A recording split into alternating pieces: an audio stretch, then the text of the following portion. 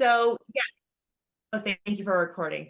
So, as Kelly talked, this is all about virtual volunteerism and what you need to know to get your virtual volunteer program started. So, let me go put this away. All right. So, again, this is me.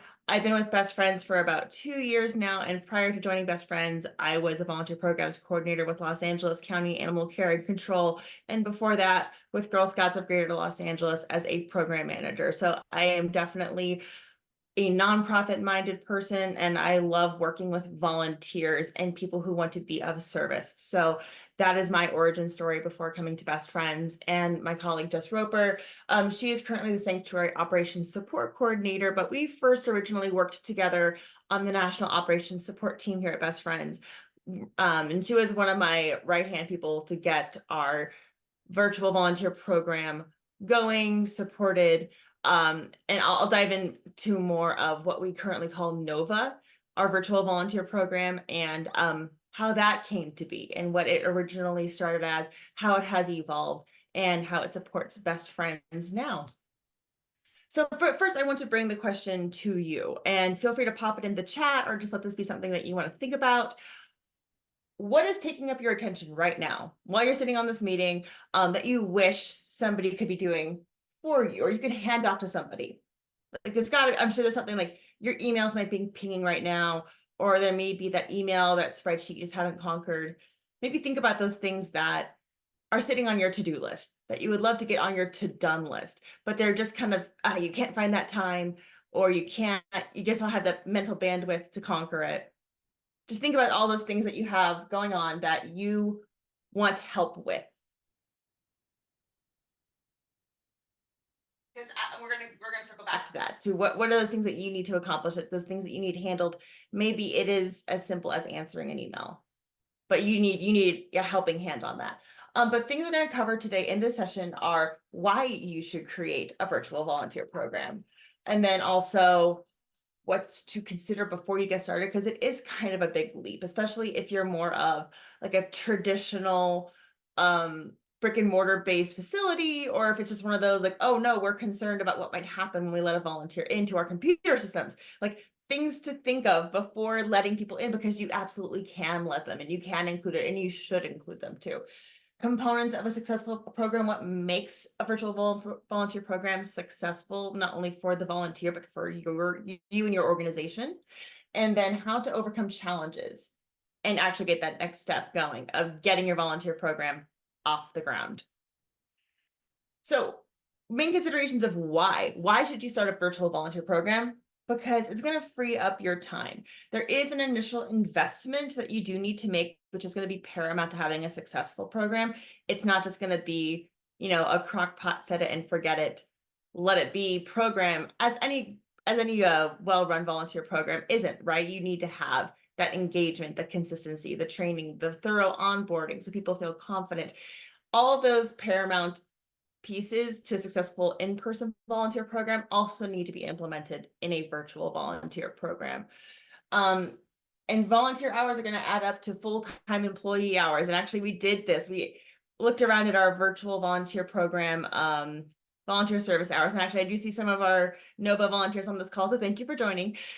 We looked at the hours our volunteers had given to Best Friends. It equaled more than a full-time employee worth of work.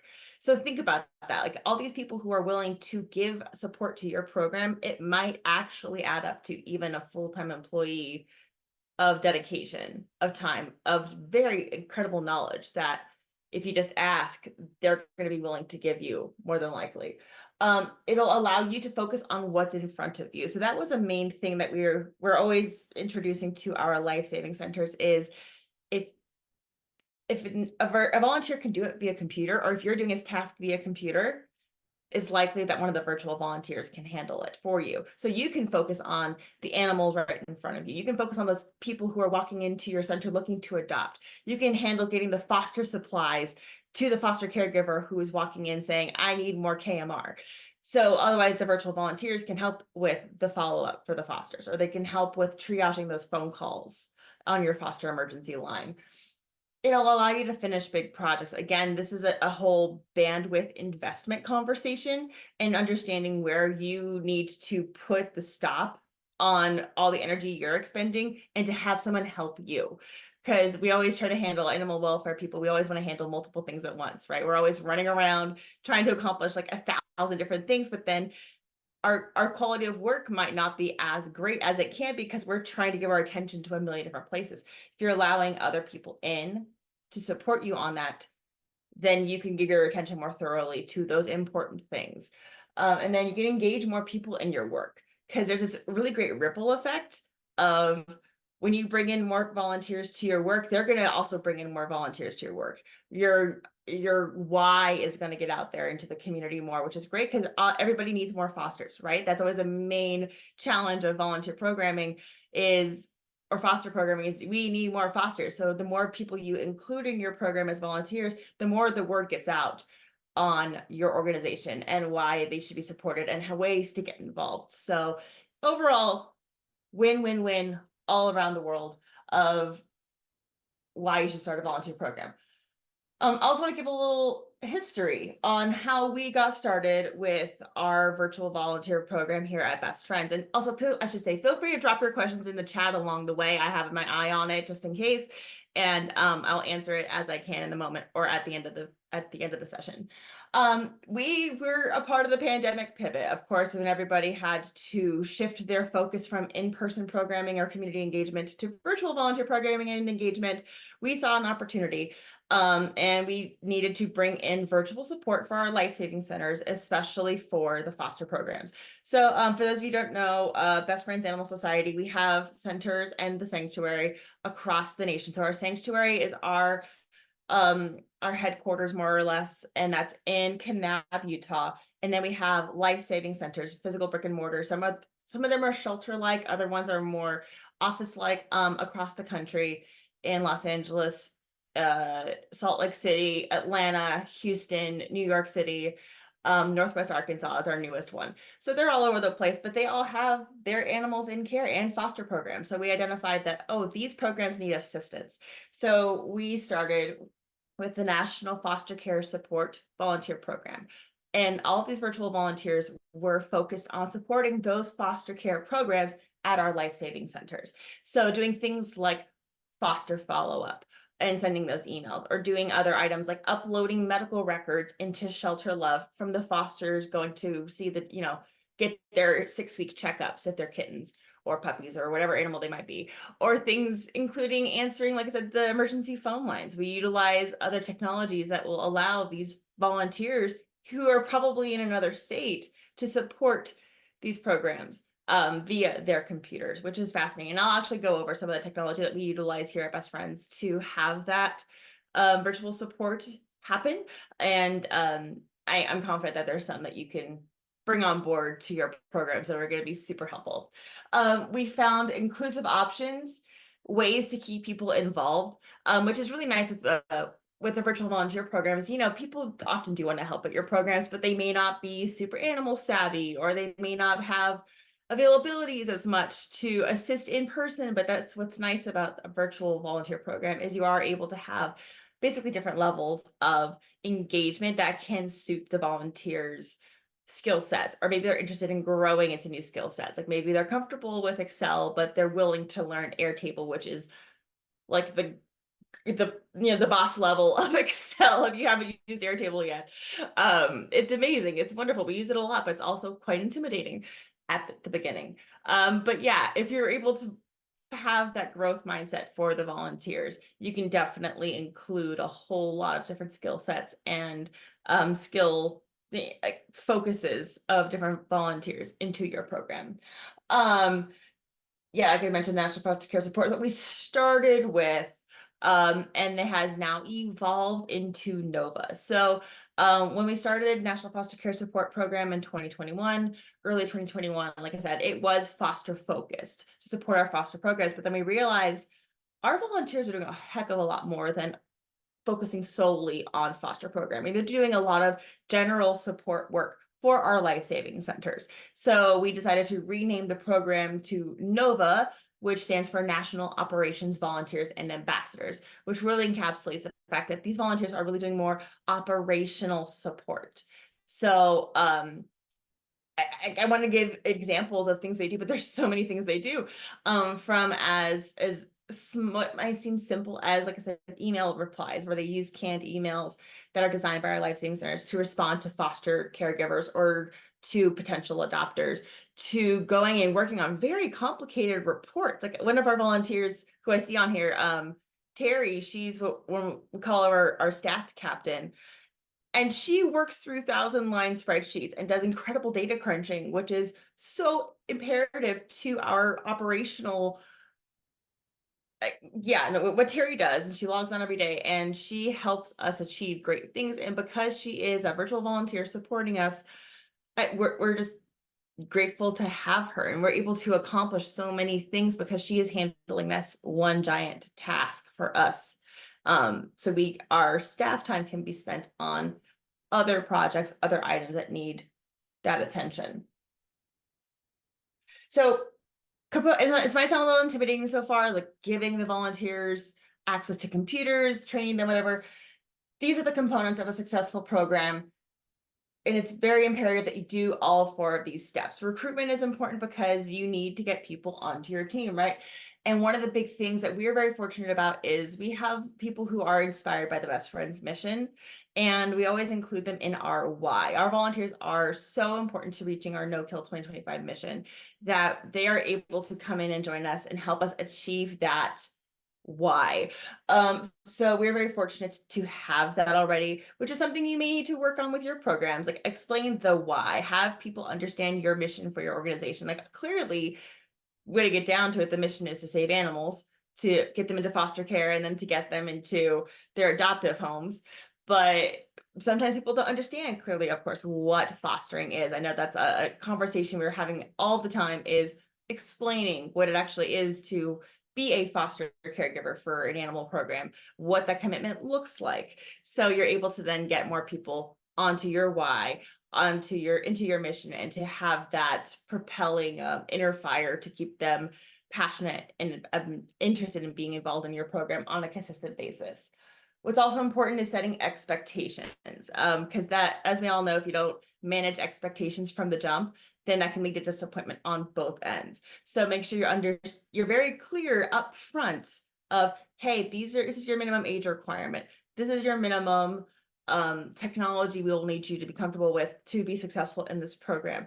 This is the expectation of time commitment. So that way there's nothing left unsaid, and there's nothing kind of murky of misunderstandings potentially to pop up later. So the more you can put out front, the bigger foundation you could build at the beginning, the better for everybody involved. Like lay a larger foundation for the size of house you want to build, so that way when you're ready to grow that house, build that second story, add on those other rooms of your volunteer program, your foundation is set and solid and ready to roll. You can just focus on building and growing. So with that, the training, growing your program is so important, because again, setting that solid foundation, giving the volunteers the confidence, is going to make sure that they then feel confident in whatever tasking it might be. And it's also, I know there's always a concern of, well, if I bring volunteers in, they're going to be bothering me all the time with questions. No, not if you set them up for success with very detailed training. So yes, they are going to have questions, which is great. That's something I'm so thankful for with our NOVA volunteers, is we do set that expectation of ask any question you have. Never feel afraid to send an email, a Teams chat, or whatever. Give us a phone call. Ask the questions so we can answer that. And having that open dialogue, that open communication, then allows for the volunteers to understand they are truly supported, and we greatly appreciate them. And they are then more confident in taking on the taskings that come to our task board. Like I have seen volunteers where they may seem like they're struggling at the beginning. They're asking a heck of a lot of questions, and we're all like, oh man, hope this works out. But once they get their footing, they're on a roll. They're conquering 1,000-line spreadsheets, and they're doing things just asynchronously and beautifully and perfectly. And we're just thrilled that they feel confident and they feel like they are making a difference, which they are, because the work they're doing via the computer is helping the in-person staff or the in-person volunteer. But yes, again, back to the training. Some things we do to make sure that our volunteers know what they're getting into. We utilize a series of recorded videos for orientation as well as role-specific training videos. We use a lot of learning modules as well.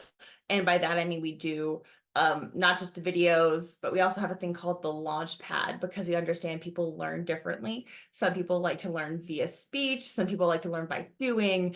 So that's one of the things we were mindful of when designing the onboarding for Nova is we want to make sure that we're respectful and mindful of the different learning styles. So the launch pad, after watching the videos, hearing us talk about it, you can watch our staff move through the screens of the different programs we use. The launch pad is that experiential like sandbox. That's where the volunteers get to go in and actually move items around, to actually go work into Airtable or to go see what it means to do a task on the Trello board. Having that doing experience is really useful to help build that confidence.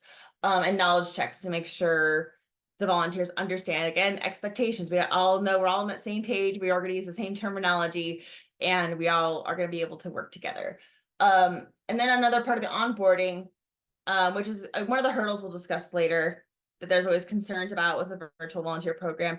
What's IT going to say when we try to give people emails? And there was a lot of work that had to be done to make sure IT was okay with what we were doing, to make sure we had all the security parameters in place. So things like setting up non-disclosure agreements with volunteers, getting the volunteers email. So all of our Nova volunteers get their own best friend's email address. They all get logins to our shelter love management softwares. They get logins to Digital Cheetah, which we use for our volunteer management. They get access to Trello and Airtable and sometimes Avocado. And I know I'm throwing out a lot of technology names right now. And yeah, it's a lot for a volunteer to take on.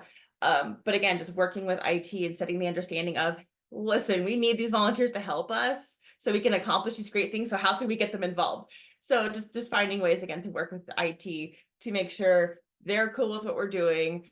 And we understand we are very conscious of making sure we are being protective of our assets and making sure everybody is, again, protected.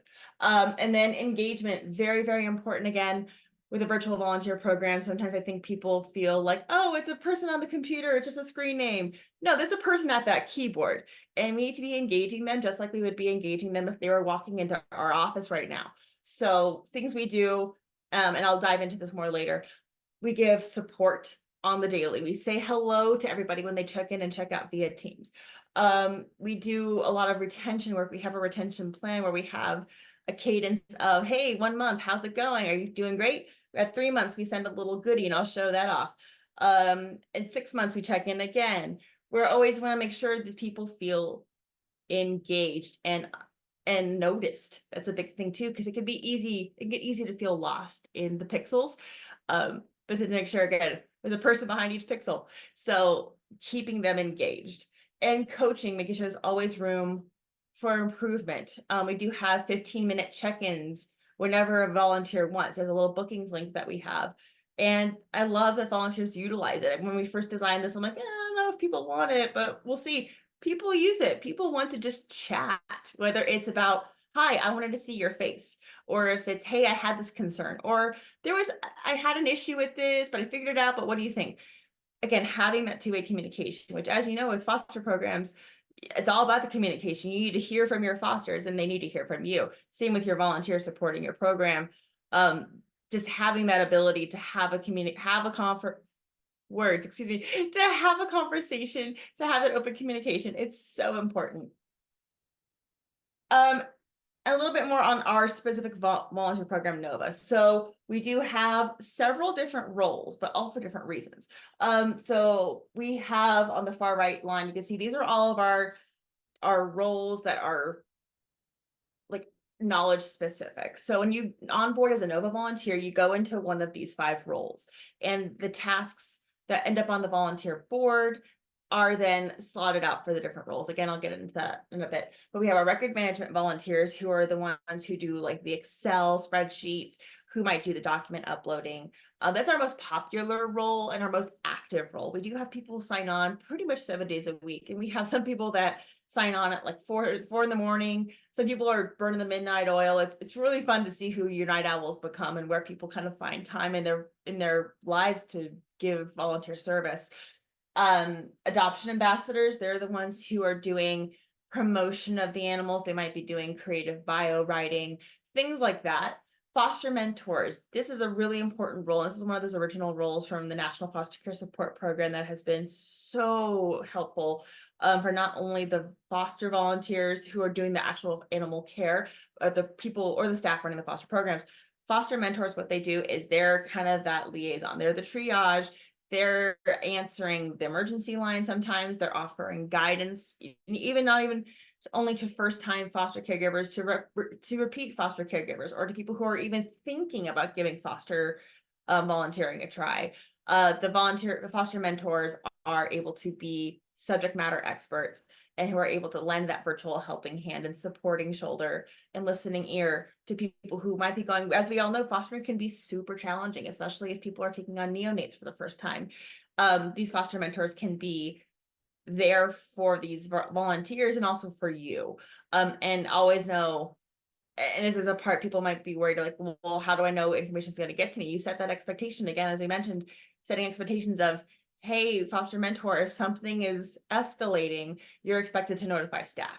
And we also have that built into our program too of, yeah, our foster mentors, we utilize Airtable for like the communication notes, like I called on this day, like notes about how much communication has happened, but the actual content of that communication lives in Shelter Love. So anybody logging in, staff, whatever, can see that information about the interactions or guidance given or concerns being raised. So again, just set those expectations, and that way you guys can all grow from it and benefit from it.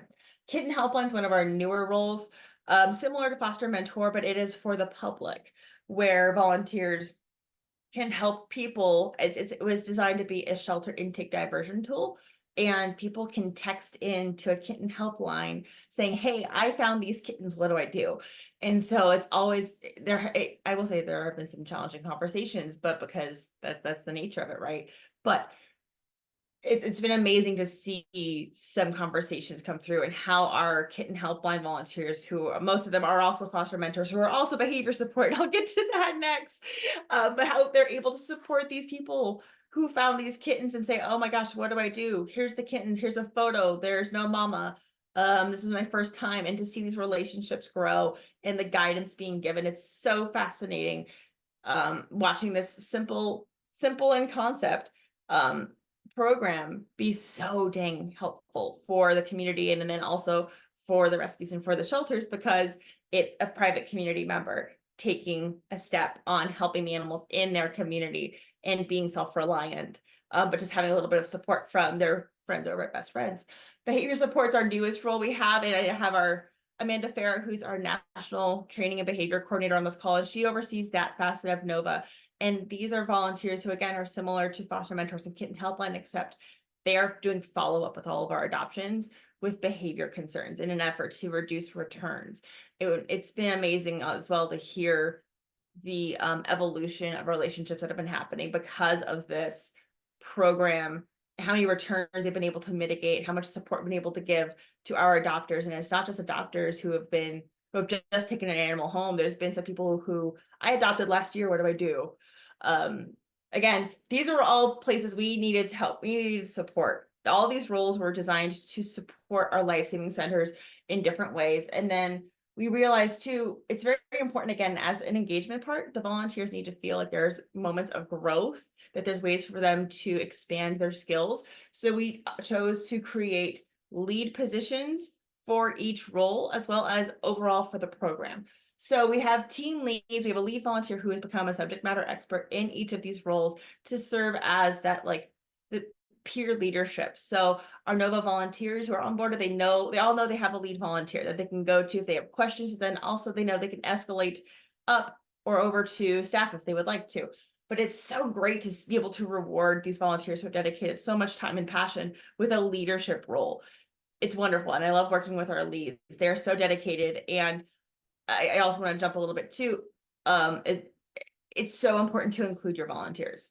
We have, I know some of them are on this call right now. They join our morning huddles. every day. They're practically staff, but they come in every day. They log on, they say good morning, they have their tasking, and they help us, like our onboarding leads and operation leads. Nova is so reliant on these wonderful volunteers who do this amazing work on the daily by supporting, helping with the onboarding of the volunteers, getting the email addresses set up, sending over their NDAs, getting them welcome. We do the woo celebration emails and team chats, all about including the volunteers and finding ways to elevate them and make them feel impactful, because they are. As I mentioned, we do have some of these people who you see their faces are on this call, so hi. But overall, these are pretty current numbers.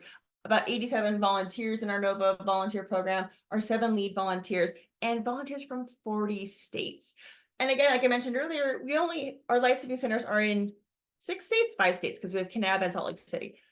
But we have volunteers all over the United States serving our in brick and mortars, which is an amazing way. A lot of times we get a little myopic when we're thinking of volunteer recruitment of, well, I've already asked my community, nobody wants to step up. But yeah, think outside of you have an entire world via a keyboard of people who want to support you, which is amazing when you think about it. So finding ways to include them is such a great tool, and allows for them to support you, and you're supporting their, again, it's just symbiotic and wonderful. And Monica, yes, I do see your question about NDAs. So in our NDAs, it's essentially, I'm happy to share it out with you after if you would like. So that way you can just see what's in our verbiage. I wouldn't recommend you using it, because I would recommend you do discuss with your own legal counsel what needs to be in the NDA for your organization. But yeah, I am happy to share with you what our council has drafted for us. And it's a lot of, you won't be sharing, don't share information from that you find of adopters, just protection of personal information kind of stuff, generally. And that way we're all just, again, on an even playing field and understanding what is and is not appropriate. So how we distribute our tasks is we utilize Trello. I don't know if anybody else uses Trello or loves it as much as I do. Big fan, major fan of Trello. And actually there's an engagement tool I recommend using Trello for, which we will be using at the end. So Trello is essentially, if you haven't used it before, it's pretty much a virtual bulletin board, and you could think of each little card as like a digital post-it note that you can like move around and categorize, kind of like a vision board. So how we do it is we have a Trello task board for all of our Nova volunteers, and all the Life Saving Center staff are aware to, if they have a need for a virtual volunteer, they pop the task on this Trello board. Then all the virtual volunteers, all of our Nova volunteers know to pop onto this Trello board, search the cards, filter the cards for their role. So like I said, record management or adoption ambassador, or whatever it might be, they filter the cards for their role, and then they know what tasking is available for them to do. Sometimes, this is another thing, sometimes as we've evolved this program, we're seeing more, we have volunteers not only who want to do kind of like the one-off tasking, they want to have a task that they can do long-term, that they can really invest in. So that's something we're seeing happen more often, and something for you to think about too if you launch a virtual volunteer program. Of some volunteers are totally happy popping around through delegate inboxes and sending off the emails and whatever and checking out. But yeah, other people want to help. They want to help develop a program, or they want to know everything they log in. They're gonna work with Erica again on researching these possible transport partners, and to grow in that one single task. So really interesting, and a way to think of your virtual volunteer program of what's going to benefit you as well as benefit the volunteers. But yeah, Trello, we utilize a free version for our Nova program stuff, because that's what works for us. Internally, we do have an enterprise account, which is completely different, but to keep this budgetarily modest, we do utilize a lot of free programming. We do pay for Airtable, which is a beast, but it's so worth it. And I'll explain that a bit later. But for us, like I said, for Trello, we utilize a free account. So free's the best price, right?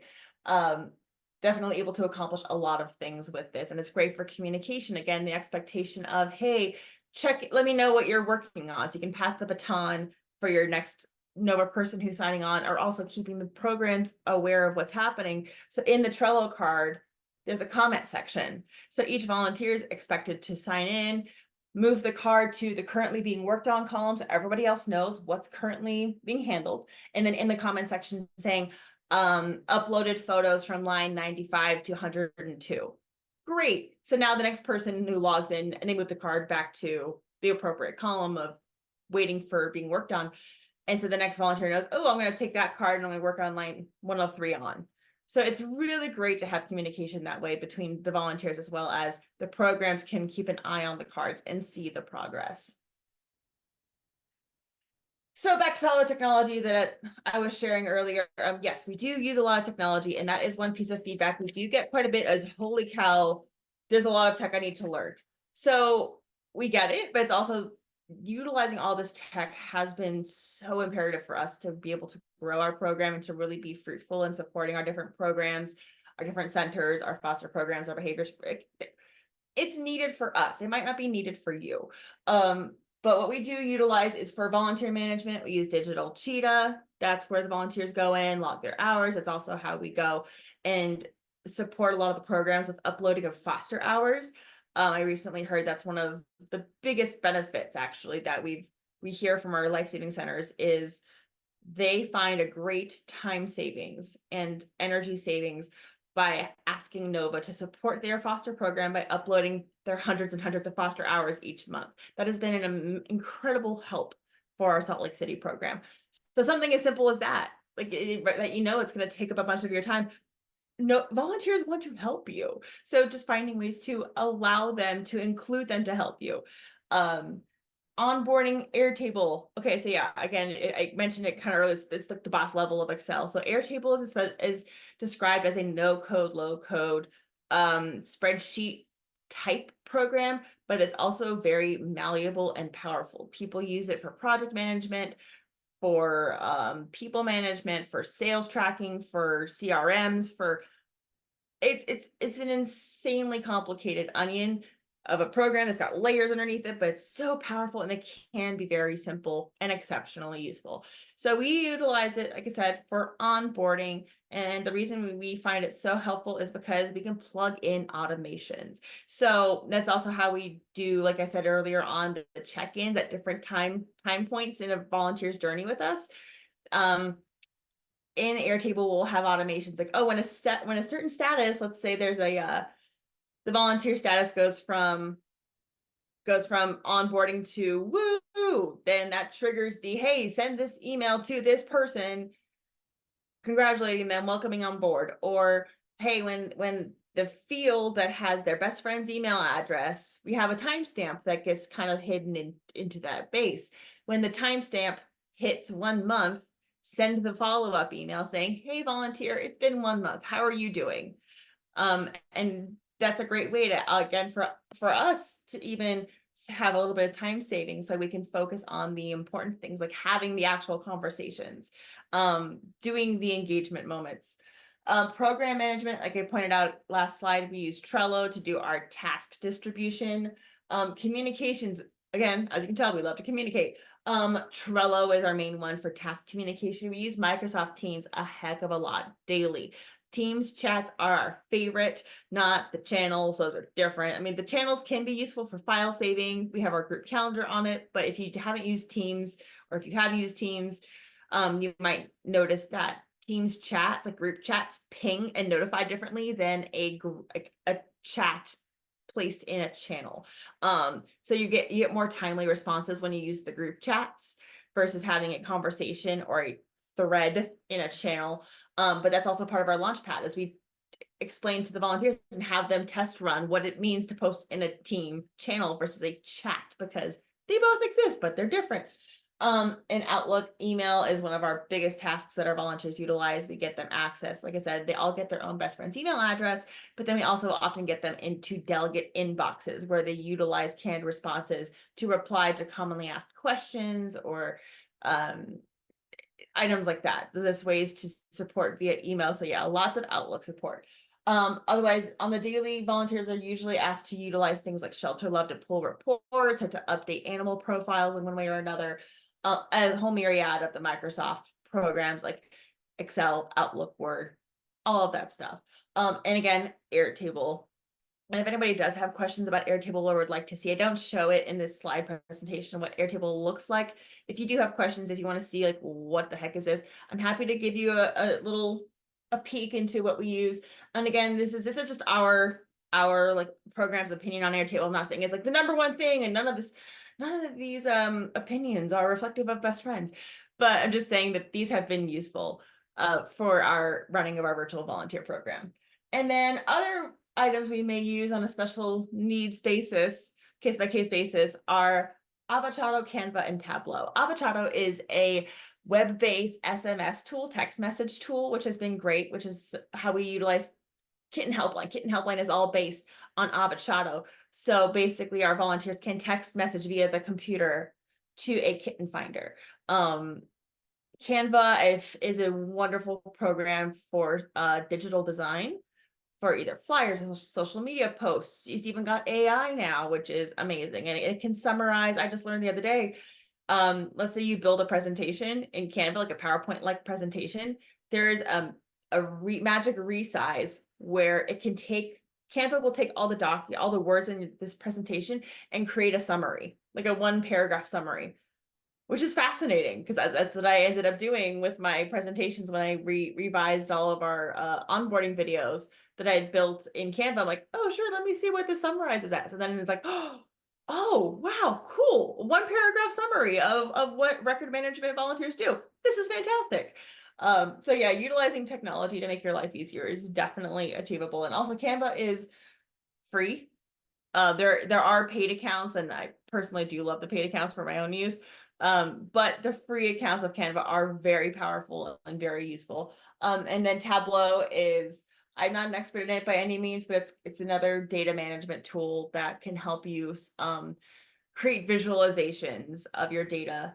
And that's just one facet of Tableau, but we do have volunteers who do work in Tableau sometimes to capture the data and to present it in a way that's meaningful for our programs, because if you don't measure it, you can't manage it. And so data is very imperative to us to make sure we're making wise choices.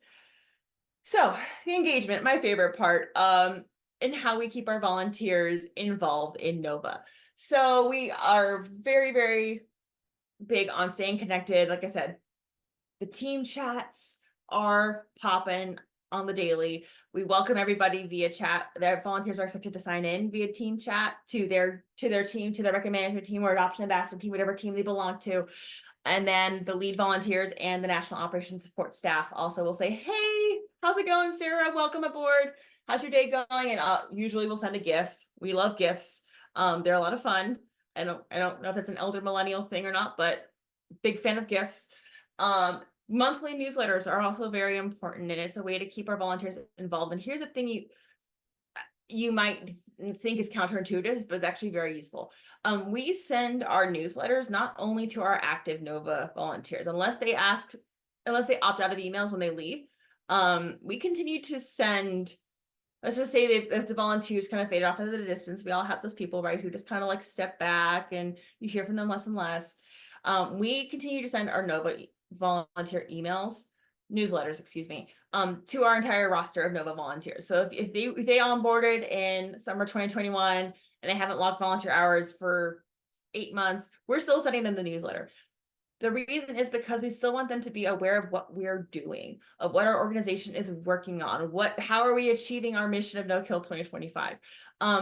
It's a really nice touch point, actually, and we have had people re-engage because of the newsletter. They might have gone dormant on volunteer hours for, like I said, 6-8 months, but then we always, Erica Cook, my colleague on the National Operations team, she's on this call. She is the one who is our newsletter guru editor. She makes it happen, but she always makes sure that there are Nova tasks being highlighted. Like, hey, here's this new project that needs support. Or we also do some cross promotion because we have our other virtual volunteer team here at Best Friends called the National Volunteers, and they do volunteer tasking that's not directly related to Life Saving Center work. So things like legislative work or writing gratitude notes for our donors, things like that, things that are more like for other departments, more project based. We cross promote. So we will bring in some national volunteer opportunities. So the Nova volunteers, maybe Nova wasn't the best fit for them, or they're not feeling super inspired, but look at this national volunteer opportunity. So again, a way to keep the conversation going, even if they're not currently active with us. And yeah, we have had people come back like, oh my God, that task looks like so much fun. How do I get back involved? Heck yeah, let's do it. So don't be afraid to send your newsletters or your mailings, whatever it is, to people who are maybe not totally active in your program, because it might inspire them to get re-involved, or it might also be that ripple effect of getting other people involved in your program, recruiting more of those fosters that you need, or getting more people to come up to the adoption event you've got scheduled. Virtual meetings are also another big thing for us. We have monthly team meetings, and we try to include one of our co-founders or another representative from another department or a program, ways to learn from each other. And sometimes they are more informational, other times they're just fun, and we play games. Like, did you know you could do Pictionary on a Teams meeting utilizing the whiteboard feature? There you go. Or we have used Trello to play Jeopardy, which we'll be playing at the end of this meeting, because why not? The Trello basically looks like a Jeopardy board anyways, so use it to have fun. But yeah, asynchronous work for us is very important. That's one of the things that makes our program unique and useful, is that volunteers can sign on at their leisure to complete tasking. So again, volunteers will sign on at 2 in.the morning, at midnight, and crunch through some emails, or do spreadsheet updating, or do work on adoption, like rewriting biographies. That's the beauty of a volunteer program, is it can be done asynchronously, and people can feel confident to accomplish items on their own without asking you for support or questions. Or at the beginning, like I said, there might be, figuring things out, but otherwise, once they get going, they're going, and it's amazing to watch the work happen. We also like to do a lot of fun things like a recipe exchange. We've done secret Santas, thank you gifts that we mail out sometimes. Like this is one of the ones that simple, because we're virtual, right? People working at their computers, what do they all need? A mouse pad. So we got mouse pads made up, and we mail them out after their 3-month volunteer anniversary, as a, hey, thank you for being a part of this. And again, even if they haven't been logging hours, let's say they've onboarded and that was about it, I'm still sending them a mouse pad, because I'm still grateful for the time that they gave to onboard, that they thought of us, and hey, they're still best friend supporters. So this is going to be a little reminder of the work, of the mission, of the why, which is really nice to be able to continue to have that little reminder of best friends and what we want to do. So the potential challenges, and I get it, it can be tough. It's IT security hurdles, working with your IT department to make sure there's no concerns about information getting out or what volunteers might be able to see. A lot of programs have different security levels you can set, so you don't necessarily have to give the volunteers the keys to the kingdom if you're concerned. Start out with asking them to hop in and do Facebook posts for you as a guest. Like, you don't need to hand over your passwords. There's ways to include people in virtual work without, like I said, giving full access to everything. And also, that's something you could build confidence on. Maybe you do start with, hey, utilize this Gmail account right now, then we're going to grow into getting access into Chameleon, or getting you access into whatever program it is that you utilize. Upfront investment of time to get started is another thing, not only for launching your volunteer program, but for the tasks. So that is something that we do also have to implement, or get investment from our life-saving centers, is you need to spend time explaining this task thoroughly so the volunteers can pick it up and run with it. If you just say, I need responses to emails, you're going to get a lot of questions. The task is not going to get the support that you need. So it does take that investment of time and understanding that that's just part of it. But the more time you invest in that setup, again, that bigger foundation than you need for the house that you're building at the time, the bigger that foundation, the more solid that foundation, the better for everybody. So yes, that is a bit of a challenge, but it is worth it. Just spend that time on writing your SOPs. SOPs are so important, your standard operating procedures, for writing your how-to guides, for getting screenshots of what the programs look like or where to click certain boxes. All of that is so helpful and so useful. Again, yes, it's an investment, but it helps you down the road.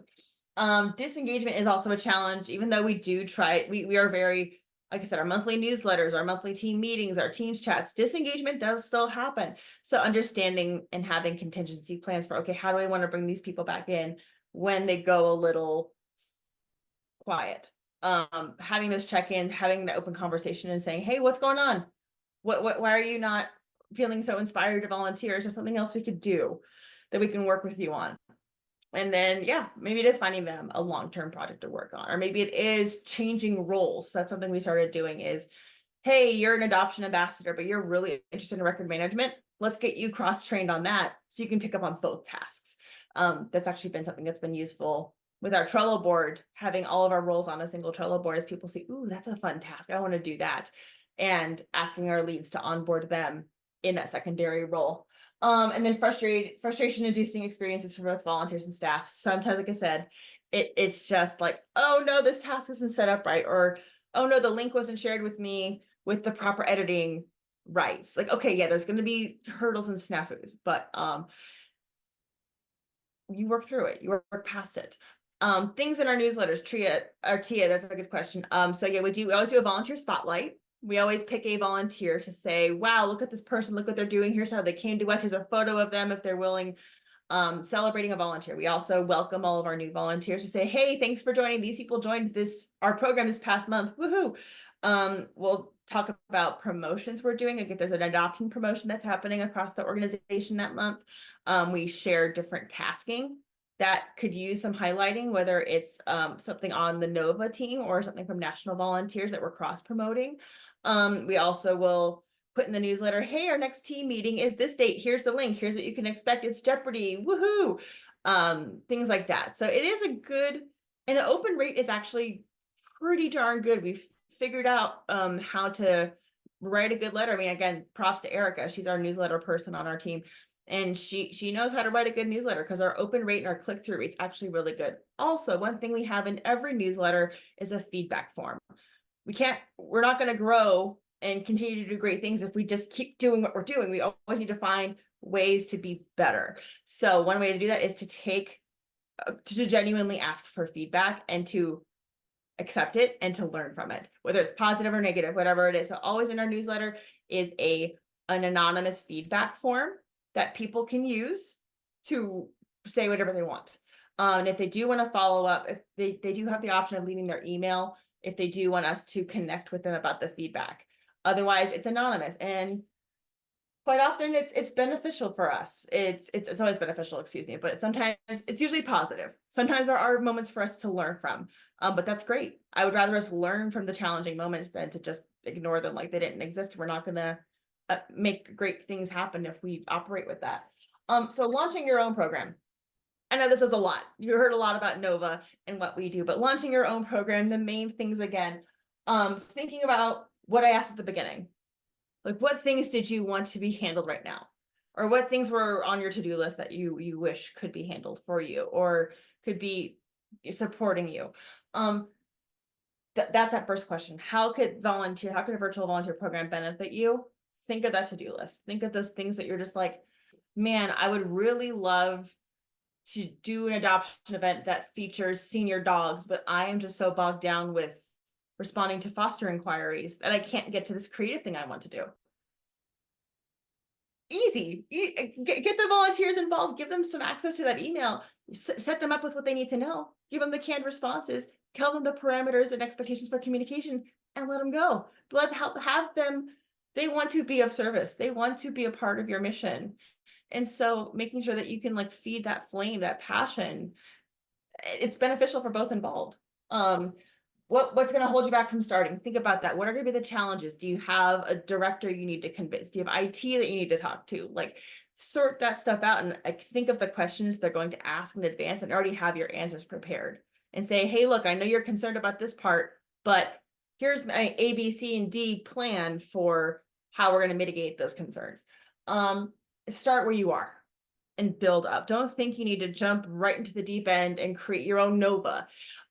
Start with that. Man, I need more eyes. I need more engagement on our Facebook feed. That would be so helpful. Start there. Start by having somebody pop on and share out your posts. start where you are, build confidence, grow from it. That is the best way to get this going. So you don't have a small foundation in a big house. Remember, opposite that. Big foundation, small house, grow from there. So who's ready to win their own Nova mouse pad?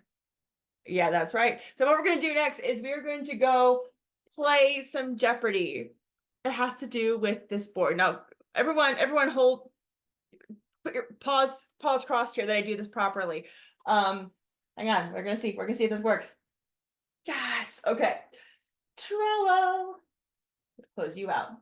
Okay, can you still see my screen? Do you see a Trello board? Yes, perfect. Okay, so we're gonna play a quick round of Volunteers to the Rescue virtual volunteer programming Jeopardy, because I have like 8 minutes, and I know that's like 2 seconds in Zoom world. So how is this gonna work?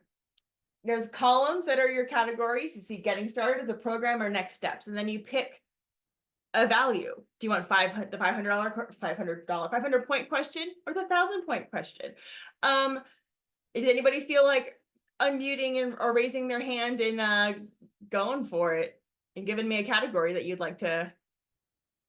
I won't be shy. Yeah, all right, Nancy, what would you like to do? Go for it all. Okay, we'll pick a category and a number. Okay, I'm not sure I can see it all out Okay, well. let me try to zoom in. Let me see if this works. Is that better? And bless your heart. Okay, all right. I guess getting started for a 1,000. 1,000? Okay, we're going for it. Okay. So this is something to consider before starting your program. What kind of things would you need to think about before launching a volunteer program? What kind of concerns might there be? Okay. Evaluating the person's tech knowledge. Yeah, definitely And having their an equipment. understanding of Yeah, and their where they're equipment. coming from. Yeah. First start with that base. Where are they? So you can go forward. Nancy, you're gonna get a mouse pad in the mail. I'll need to get your email, your address from you. So watch your inbox for that, or mailbox rather. Okay. I would love to have somebody else. Who else wants to win a mouse pad? Who else wants to have a little piece of? Okay, Donna. Yeah. Hi. Hi. The program for 1,000. All right. I like that you're going for 1,000 here. Okay.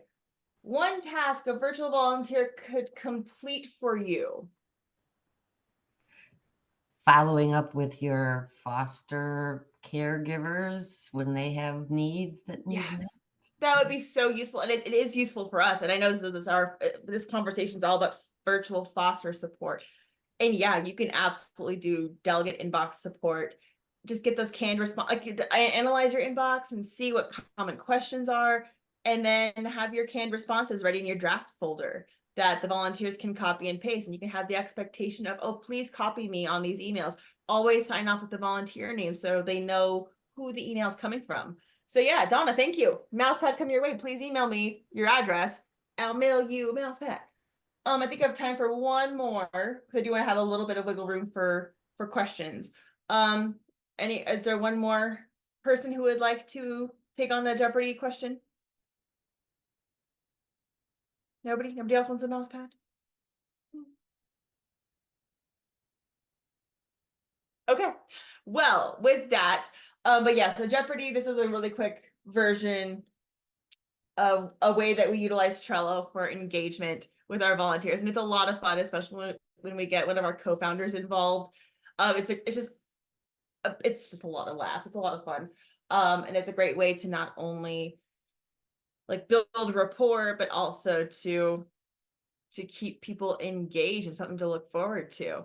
But yeah, so we have a grand total of like 200 seconds. So I will open up the floor to, if you have questions. Oh, you know what? I am missing something. Hang on a second. I forgot one very important thing of how the heck to get in touch with me after this. There you go. Hopefully you can see that screen.